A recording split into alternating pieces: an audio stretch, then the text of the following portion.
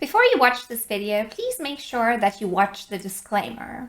It is Pride Month, and I want to talk about how the LGBTQ community is included in astrology. This video is purely for educational purposes, and it is not meant to insult, hurt, or offend anyone. As an ally of the LGBTQ community, I think it is important that we talk about how these topics are actually included in astrology as well. In this video, I want to explore which zodiac sign has a direct correlation with homosexuality, as well as the one to explore your feminine side and feminine energy as a male, and your one to explore your masculine side and your masculine energy as a female.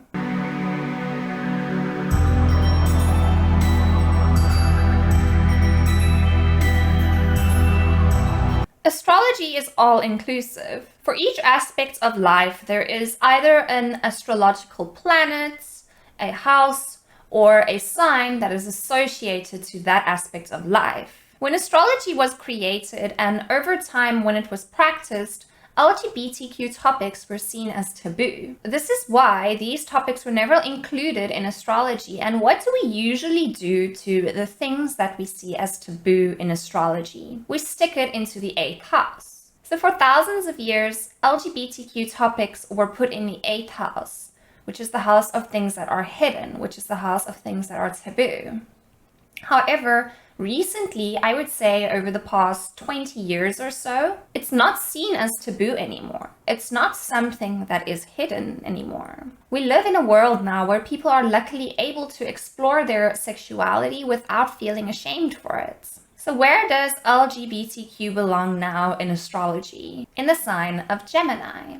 Let me tell you why. Pride Month, which is the celebration of the LGBTQ community, is held during Gemini season. Pride Month is only a recent addition to humanity. Growing up, many of my LGBTQ friends were Geminis, and I always thought it was incredibly interesting how many Geminis I knew had these alternative sexual interests. Now, I'm not saying that if you are a Gemini or you have prominent Gemini placements, that you are going to be homosexual. However, from my observation, because Gemini is the sign that represents duality, and duality is also symbolized through male and female energy. Gemini is the sign that represents, in essence, exploring this male as well as female energy within you.